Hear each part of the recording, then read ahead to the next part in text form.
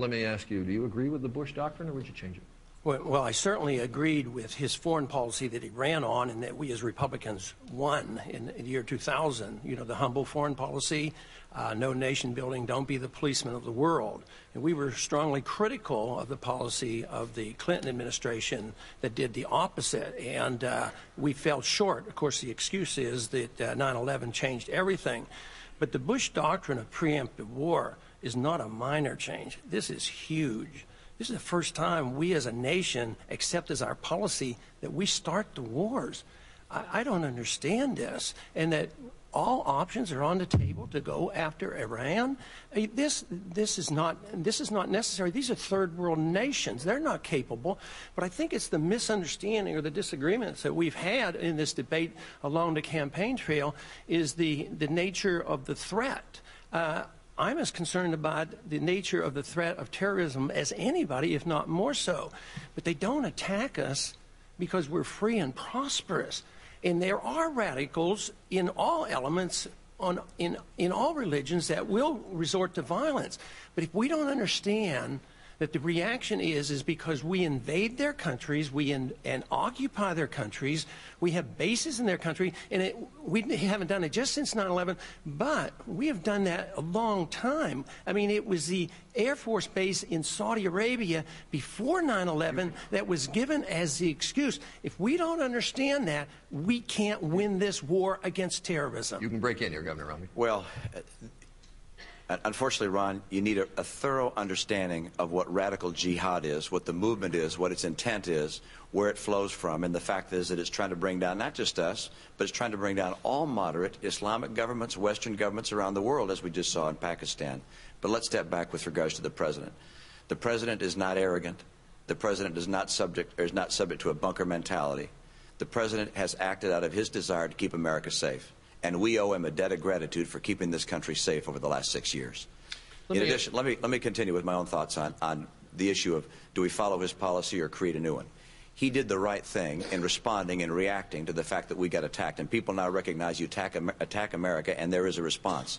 But we're going to have to move our strategy from simply being a respond to military threat with military action to an effort that says we're going to use our military and non-military resources, combined with other nations who are our friends, to help move the world of Islam towards modernity and moderation. It's something that former Prime Minister Aznar of Spain spoke about.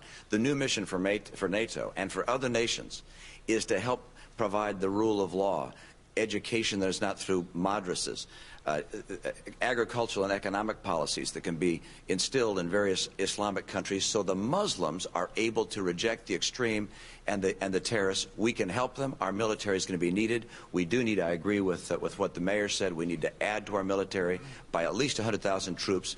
But the answer is to move now to a second phase, a phase of helping Muslims become so strong they can reject the extreme. Charlie, is this subject still open? Sure. Can we comment on that?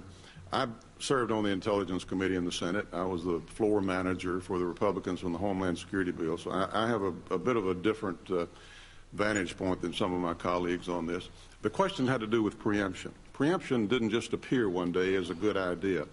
After the Cold War, we had the one big enemy and the one big weapon against us. When we kind of took a holiday from history in the 90s and let our military slide and our intelligence capabilities slide, the world was changing. We now have multiple enemies. We now have terrorists and terrorist groups, Al-Qaeda, rogue nations in different stages of developing nuclear weapons. We must be prepared for the different kind of weaponry that we're facing. We could be attacked with a biological weapon and not even know it for a long period of time. This is a different world.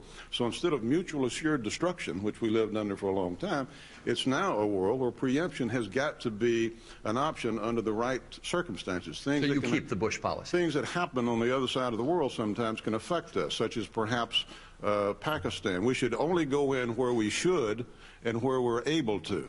Let me... Charlie? Yeah, go ahead. Just make one point. Ron's analysis is really seriously flawed. The idea that the attack took place because of American foreign policy is precisely the reason I handed back a $10 million check to a Saudi prince who gave me that money at ground zero for the Twin Towers Fund, and then put out a press release saying America should change its foreign policy. It seems to me if you don't face this squarely, there's an Islamic terrorist threat against us. It's an existential threat. It has nothing to do with our foreign policy. It has to do with their ideas, their theories, the things that they have done in the way they've perverted their religion into a hatred of us. And what's at stake are the things that are best about us: our freedom of religion, our freedom for women, our right to vote, our free economic system.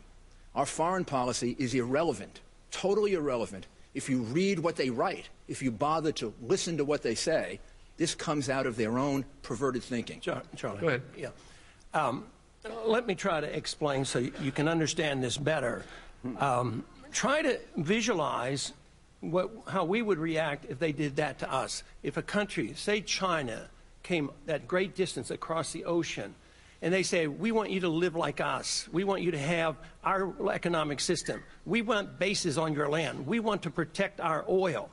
Even if we do that with good intentions, even if the Chinese did that with good intentions, we would all be together and we'd be furious. Ron, you're reading their propaganda. You're reading their propaganda. What would you do? I'd read their writings. I'd read what they write to one another, and that's why when someone like Syed Qutb lays out the philosophy of radical jihadism and says we want to kill. I mean, what you're saying. Let me complete. Wants to kill Anwar Sadat when there's the assassination of Anwar Sadat. It has nothing to do with us. Why do they kill Madame Bhutto? It has nothing to do with us. This has to do with a battle that is going on within the world of Islam, of radical, violent jihadists trying to bring down all moderate Islamic people and nations and replace them with a religious caliphate. And we are doing our very best to help support the voices of moderation. Who have we invaded before 9/11? They tried it in the Philippines.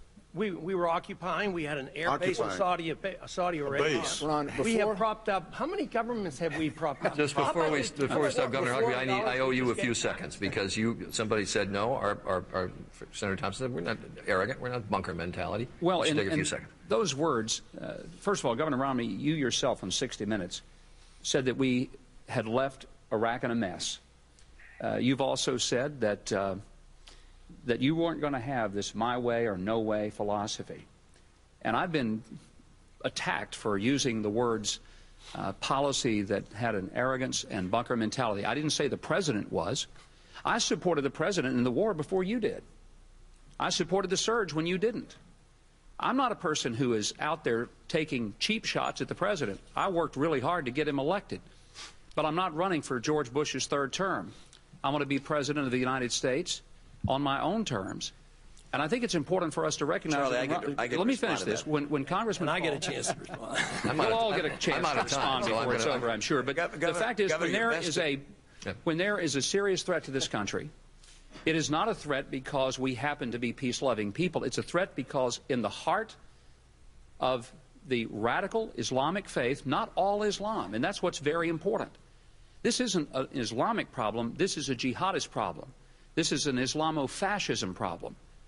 And if you read the writings of those who most influenced, and Governor Romney mentioned Syed Qutb, executed in Egypt in 1966, he is one of the major philosophers behind this. And the fact is, there is nothing about our attacking them that prompts this. They are prompted by the fact they believe that they must establish a worldwide caliphate that has nothing to do with us other than we live and breathe, and their intention is to destroy us. Very quickly, you went after Governor Romney. Yeah.